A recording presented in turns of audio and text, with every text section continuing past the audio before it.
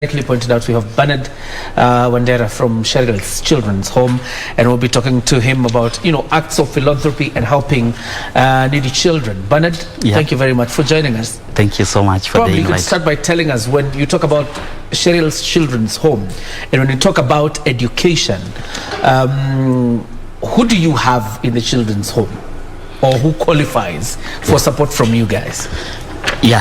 Cherly's Children's Home is derived from cherish, meaning love. Okay. And we believe we are a center and a hub of love for orphaned and vulnerable children. We are located on Wanye Road in the Ruta satellite, just near Dagoretti corner. Okay. And the children we have are children who have passed through various kinds of inhuman acts. You find some of them are survivors of sodomy, survivors of rape, abandonment cases, and so forth. And so how we get them is through children's department. In case somebody rescues a child or they want to help a child, the case is reported at the children's department and they are able to refer to various children's homes. So we happen to be among the children's home registered in Dagoretti, and we work with the children's department. What age are we looking at? Because I hear you talk about children, getting them from the children's department. What age are we looking at? Because I mean, even anybody qualifying to join Form 1 is still a child. So with the ages, we have, like us, we have children ranging from 4 to 17 years. However, we have some of the children who are maybe they started school a bit late, or maybe they were rescued, started school a bit late. We have to work with them until they complete Form 4s, and that's when we can transit them to either colleges and universities. And so in this case, we are looking at children ranging from, with us we work with children ranging from 4 to around 17 or 18, but we have other children's homes that we also partner with across the country, even in Nairobi here, that also deal with the newborns. And so mostly the children in the children homes, they start from newborns up to around 17 years. All right. Well, listen to you say cases of abuse, sodomy. So it's not purely just about being an orphanage. You also rescue children in distress. Yes, we have various programs, and also looking at the children. There is just like a children home is a hub, is a place where now children who have passed through various kinds of difficulties or abuse, they want to get love. And so these are children that come from various places, but of course pass through the children's department.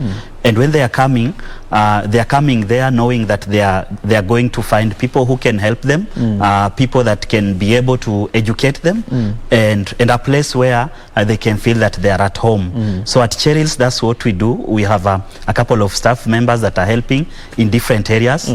And apart from that, we have also, apart from the children who are staying in the home, we have also other children who come from the community. We have 2 social workers who go to the community, and we work with the community around in case we have a child who is passing through difficulties. The social workers are able to go and assess the situation through the program we call the foster care.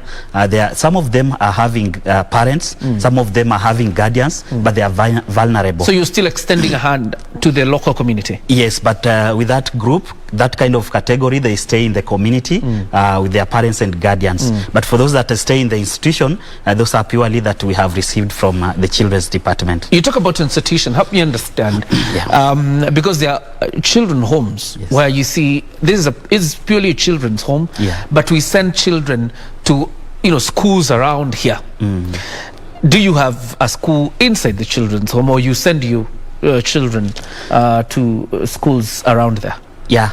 We have a school, and the genesis how our school started. Initially, we used to be just in Dagoretti corner, next to showground, and it was a railway reserve area. Unfortunately, we were evicted, but our children used to go to various schools because they are small and walking was a bit difficult.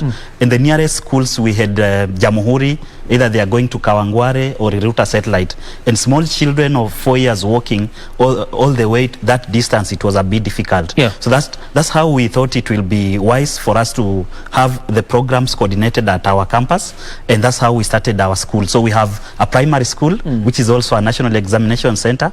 Our children are able to do their exams from there, but when they graduate from that level, we take them to high schools across the country.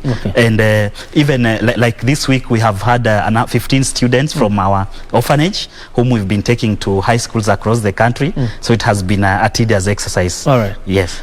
So what grade do you have inside the children's home? Because there are several grades. We have we have a primary school starting from pre-primary 1. Okay. Yeah, the kindergarten section, pre-primary 1 and pre-primary 2, and also grade 1 up to class 8. And so when they graduate from there, that's when we take them to other high schools now across the country, because we don't have a high school. And this is now a bit costly, as you know, the high school, as much as the government is supporting with a certain percentage, but it's still a bit expensive, particularly in boarding schools. In boarding schools. And now we have to reach out to individuals, we have to reach out to well-wishers to support us, sponsor at least an individual children, walk with them through. It's good you usher me to my next question. Who sponsors you? These are well-wishers, people like friends. They refer guys, they come and support children, but our main way of supporting these children, we have a program called child sponsorship. In child sponsorship, we reach out to individual people to come and support and work with one child from one level to another. And so you can come support one child from either primary to high school. So when you are supporting, you cater for this child's education, that's school fees, requirements at the school, and all the stationaries that they need. And so we are able to consolidate these funds at the end of the month and support. There are some, even the corporates that come on board, they support 1 or 2 children, and that keeps us going. Apart from that, we have also some partners from US that have also been supporting a number of children, and which has been so helpful, mostly in keeping the organization going. But still there is a big need, because if a child does not get a sponsor, and it becomes a bit hard, because taking them to high school and looking at the cost implications, for example, you'll find maybe school fees, the average is 20,000 for term 1, but when the child is getting to form 1, you'll find even the budget is going to around 50,000. So in total, that's around 70,000 per child, and you have 15, and maybe you've not gotten somebody to sponsor this child, so it becomes a bit hard. Sometimes we end up taking them to day schools around. Quite interesting, because that confirms their children who will come to institution and they will not get sponsorship, probably from this program of sponsor a child. When they're transiting and they don't have a sponsor, who caters for the cost? Usually, if we have a child who is coming from community, we talk to the guardians around and see whether they can try to chip in and help.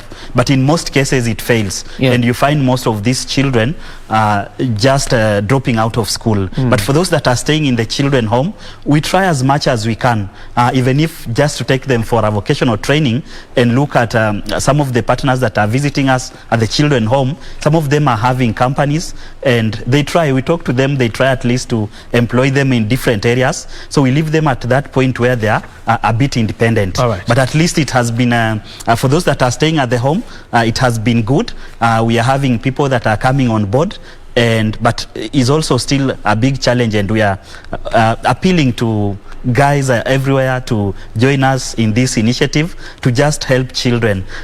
Most of these children are voiceless, and they want people to speak on their behalf and to speak about the challenges they are facing, so that we can move them from one level to another. In terms of what you would say the calendar and syllabus, because we've had schools with noble ideas like yours, and sometimes you've had them. You've seen some schools have conflicts with teachers' unions about the syllabus and about their calendar. Does your system follow the normal Kenyan calendar issued by the Ministry of Education, and is the syllabus the same as ours? Yeah, it's the same syllabus, and you realize in children home we extend a bit because you've gotten these children who have passed through various kinds of abuse. So apart from just putting them in class, there are a lot of things that we do like psychosocial support. But we have so we have social workers. We also have we have partners just across the country. Even universities bring their psychology students to help us in children therapy. And so what we do is bring in, like, for them to have that holistic manner, we have to bring in people in different ways. But it's just a normal school doing the 844. And now that we have also new curriculum, we are also doing the CBC, and we registered our school even with the Ministry of Education. So it's just this normal, but because of the nature of the children we receive, we extend a bit with a lot of psychosocial, so that when they are sitting in class, at least they are a bit relaxed, because they have a lot of things going on.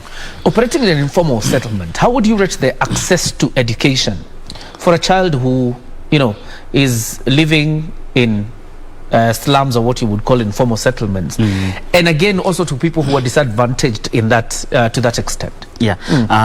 Is a bit challenging because for example, during when the COVID pandemic hit the country, we find mostly the well-off parents afforded to enroll their students or children for online learning. But you find in this kind of setup, there is no internet, there are no computers. Even if you say you want to go to the library, there is no space for library, there are no books, and is a bit challenging. But so what we do in our case, we have a small space that we have created, and we have books there. And so what we do is we encourage children to come and borrow books, and they just read even from the dormitories. We have also did a fundraiser. We got some laptops and some tablets, and they are able to start their classes. But looking at around the locality, children have passed through a lot of difficulties, because looking at even the performance and these other children, like, they have everything, and children from informal settlements, they're having a lot of difficulties. So I think the government needs to come and onboard and help this kind of institutions, so that we also be able to support children the way others have. As we wind up, because I'm constrained of time, I'm imagining the number of people who didn't, or the number of children who didn't make it to Form 1 yesterday and Monday, because that's when the formal admission process began. Probably because they have challenges in so many ways. They are orphans, or because their parents are not even able to take care of the needs in those secondary schools. If they approach you, can you help? Yeah, we can, but the biggest challenge we have is that we are also still looking for support. Okay. And we have a primary school. For those that, because we have a primary school, we are able to help children who are in primary school. Okay. But when they go to high school, is a big challenge, because now we have to pay fees in different schools. So the best way will be people, Kenyans of goodwill, to come on board to support us. We need stationery. When children are in school, they need food. And these other ones that after graduation from this level to high schools across the country, they need people to work with them. They can easily impact the life of these children by just uplifting one child and supporting. All right. Cheryl's Children's Home in Rirota. Even if anybody needs to help you, they can come there physically, right? Yes. You have an email where they can contact you? Yeah, we have an email. They can contact us on benwande at gmail.com. Benwande at gmail.com. Yeah, BENWAND at gmail.com. They can also find us on Facebook at Cheryl's Children's Home. And or even reach out to me at Benard Wandera, also on Facebook. On Facebook. Yes. There is anybody who wants to lend support to children, Cheryl's, or would want to sponsor a child. Yes. You can benwande at gmail.com. Yes. All right. Yeah. Thank you very much. Thank you so much, even for having us. Yes. And God bless you and everyone. Just requesting everyone to team up with us and make an impact in a child's life. And God bless you too for the good job you're doing. Thank you. Thank you very much. That's where we end Extra Mile. We have more news lined up for you. Don't go too far.